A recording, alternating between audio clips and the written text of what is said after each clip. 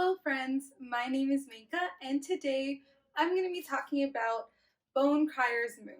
So I received this as one of the books in our Crate subscription box, specifically the May box. So if you wanted to check out that unboxing, I do have that in my channel and you could definitely check that out. And this is the exclusive cover that they have, and my first thoughts on this book was very, very pretty. I thought this was one of the most beautiful covers I've ever seen. The title was interesting to me, and the premise was also really interesting because I've never heard of this kind of story before. So yeah, I think we should get right into it. So this review is going to be a non-spoiler review, just so that you guys get a gist of what the book is about, what I thought about it, and then you can think about if you want to read it or not. So let's go through the plot first. So the plot revolves around these women who call themselves the farriers, and what they do is their job is to ferry the dead souls into either Ilara's heaven or Tyrannus's hell. So that's what they do, and it's a very sacred duty for them.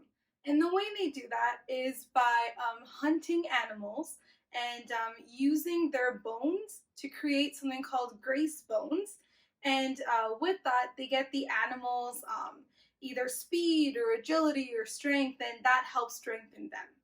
And how they become a farrier is by doing a rite of passage. So for this rite of passage, what they need to do is they need to go to a bridge, they need to use the bone flute to play a melody, and then that melody calls out that particular bone crier's true love, and the true love will come to the bridge. They have to do the sacred dance with them, and then at the end of it, they have to kill them.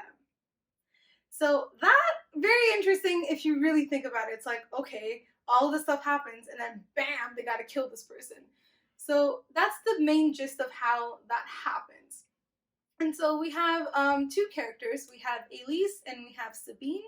And Elise is the daughter of the matron, who's like the head of all of the Luruses, and they're also known as Bone Criers. I realized I didn't say that. You can call them the Lurus or the Bone Criers. They call themselves Luruses or farriers, and so they're all the same thing: Lurus, farriers, and Bone Criers. So if I interchange them, they're all the same thing. So she's the head of all the Bone Criers, and Elise is the daughter, and so she has this tremendous feeling of, I need to make my mom super, super proud. I have to get the best grace bones, which they only get 3, and I have to be the earliest person and the best person to do my rite of passage because I'm going to take over one day and I need to be amazing at this. So she has that, and she's 17 years old. Then we have 16-year-old Sabine, and she's Elise's best friend, and honestly their friendship is so cute to read about. So Sabine, she's the person that's never really liked being a bone crier. Like, she doesn't like killing animals. She doesn't think that, killing your lover and stuff is a really good thing to do. So she's kind of always been at odds with what she's born into and what she needs to do. So in the beginning of the story, she only has 1 grace bone, and that too from like a small like salamander. And so like that gives her like healing ability, so she heals really quickly, but other than that she has nothing, and she's always made fun of for that. So we have those 2 characters.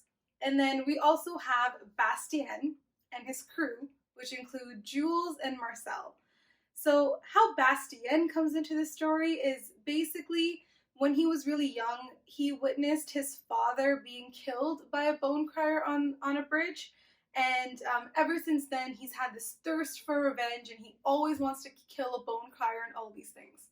So how the story goes forward is Elise is doing her ritual, and Bastien interrupts, and then all hell breaks loose, and a lot of things start to happen. We discover a lot of interesting things that were never mentioned to them before. Maybe Elise and Sabine don't know the matron or their culture as much as they think they do, or the history as much as they think they do. So we get to piece a lot more of this world together. So that's the basic plot. So I actually thought this was a really interesting plot. I actually realized I really do like stories about like kidnapping and stuff, as weird and messed up as that sounds. I actually really liked it, and one of the things that this book did, which I enjoyed, was every single chapter was from the point of view of a different character, and it usually went between Elise, Sabine, and Bastien. So we always got a different perspective in every chapter, and it just felt like you were always moving forward because you got a different perspective in every chapter, and that was really cool to read. I also really liked, well, it is a YA, so you know there's gonna be a romance involved. I really love seeing the romance form. Like, I just remember reading this book and waiting, like nail-bitingly waiting for the characters to get together. Like, anytime they were alone, I was on edge. I was like, come on, it's gonna happen, it's gonna happen. They're gonna kiss now, come on, come on, come on. And it took so long for it to happen, but when it did, so satisfying. So I really enjoyed that aspect of it. I also really like seeing how the characters start off and how they really do grow quite a bit. Not all of them do. That doesn't make sense. How some characters start off the way they are and they really do grow throughout like the book, and I enjoyed that as well. Again, the plot isn't super complex or anything like that, but I did think it was really interesting and it really did keep me engaged. I did want to know what was happening next, and I really liked how she like sprinkled in little like facts about the Bone Criers like through the pages rather than a huge exposition dump in the beginning or like a huge one at the end. It was kind of sprinkled in, so like you learned more and more as you read. And I like the pacing too. I thought it was pretty fast paced, and I really enjoyed that. So plot, I would definitely give it like a 5 out of 5. Like, I thought it was excellent, well done. Of course, it's a duology, so it didn't completely tie everything up. We're gonna get a second book, and hopefully that ties things up. But yeah, I really did enjoy the plot. So now I'm just gonna go over like the characters, and then I'll go over my final thoughts of the book. So the three main characters that we really get to like see the most of are Bastien, Elise, and Sabine. So I'll go over like from least interesting to most interesting. So we first have Bastien. He's a really like he wasn't a really fleshed out character. What you do learn about him is that he had a loss at a very young age, and so all he really wants to do is get vengeance and revenge, and also protect the people around him. He also does seem to have a pure heart, even though he wants vengeance, because in the beginning of the book, you see that he doesn't really want to lead anyone on. He's trying to tell everybody, no, I'm here for vengeance, not really here for romance. And I also really like how he ends up slowly changing his mind about Elise as the books go as the book goes on. And I really like how he slowly changes his mind. Other than that, we don't really get much more. We just have a guy who really wants vengeance, but he has a pure heart. So those are the only two things I can really think to say about Bastien. His character looks really good looking in the cover, but other than that, that's all I have for him. Then we have Elise. So she's like, I guess, in the middle of both of them. Elise is a character that just really wants to make her mom proud. At the core of it, she really wants to get that approval from her mother and really feel that love that she feels like she's never gotten from her. And so she does every and anything to get that approval. She goes, puts herself in the most dangerous situations, which again, logically, you're like, why? But in her eyes, she's like, if I do this dangerous thing and I'm successful, my mom will praise me and my mom will be proud of me. So that's what we see in the beginning. She's a little bit reckless, but it's a little misguided. That's all. She just wants her mom's approval, which is one of the sweetest and saddest things, is that's all she really wants. She also really wants to be there for her people and be a very good matron for her people. Like, she says it herself, she's like, I want everything and anything for my people, and I want to make sure that they're okay. I want to make sure that the dead that we need to ferry go into the places they need to go. They're not wreaking havoc. And you see throughout the book that she's always trying to help her people. She's always trying to be there for her people. And I think that's a really amazing quality to have as well. Another thing is the Bone Criers get a choice. They have a choice to live with their lover for a year, have their baby, and then kill them. But Elise doesn't want to do that because she also has morals. And she's like, if I fall in love with him, he's supposed to be my true love, then I don't think I could kill him. And so that's why she tells her mom that, oh yeah, I want to have kids, but she really doesn't. And she really doesn't want to do that. So you also see her change a bit over time because it starts off with her being like, I need to save my people, I need to do this, I need to kill this person, to maybe we could find a different way.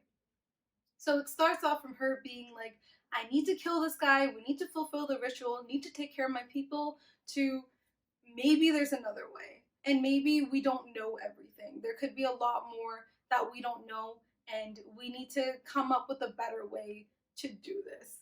So that's her character. She's really like sweet, very fierce, but can also be a little reckless and stupid. And now we have Sabine, who is arguably the best character in this entire book. Because this girl goes through one of the most badass changes you'll ever see. So she starts off as more of like a timid little girl. I shouldn't say little girl, she's 16. But a timid teenager. She doesn't really fit in with the other bone criers. She doesn't like to kill animals. She likes to protect all life. She's very humble and very good that way. And she has morals. She questions the reason why they do certain things. And she always wants to find another way to do things.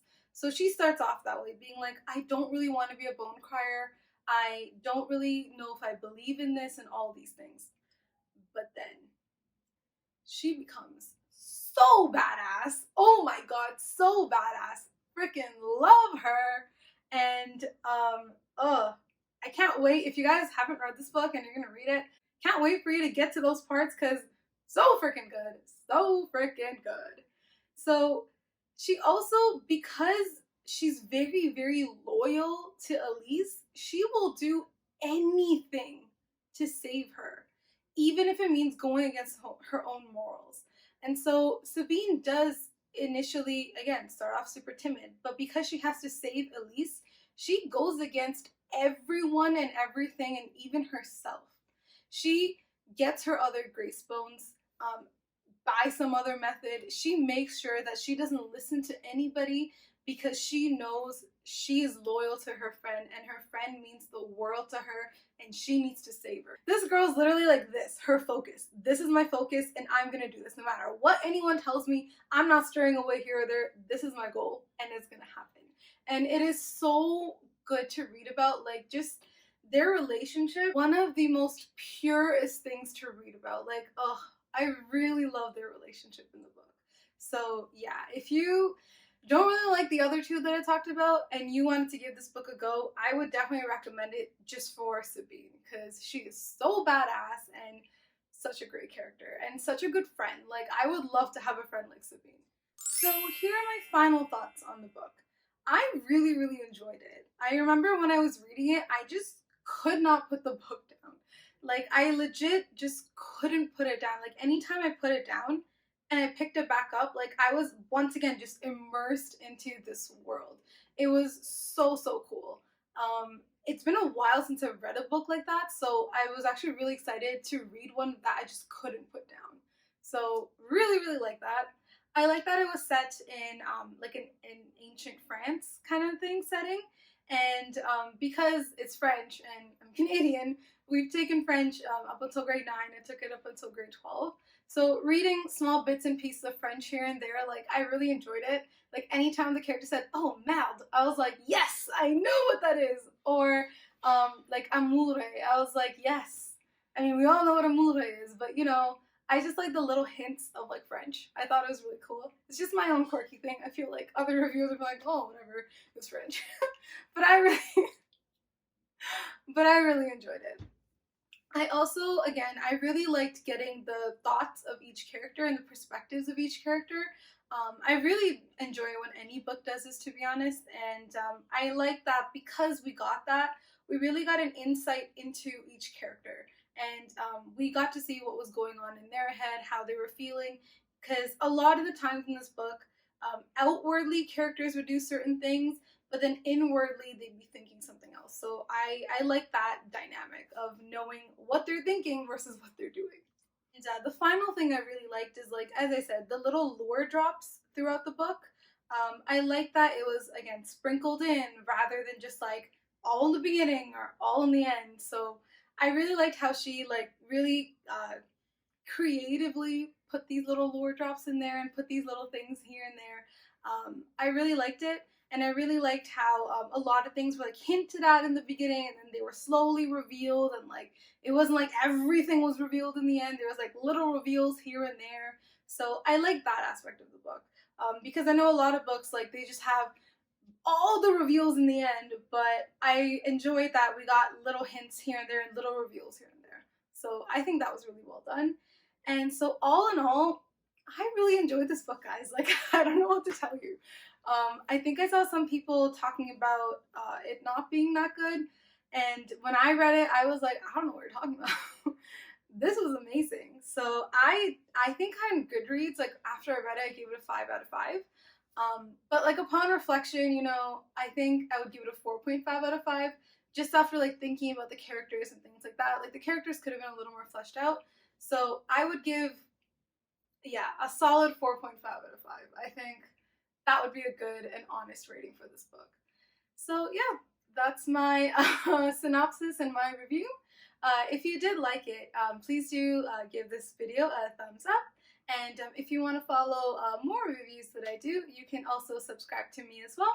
And let me know in the comments below if there are other books you want me to review. And let me also know in the comments down below if what you thought of this book.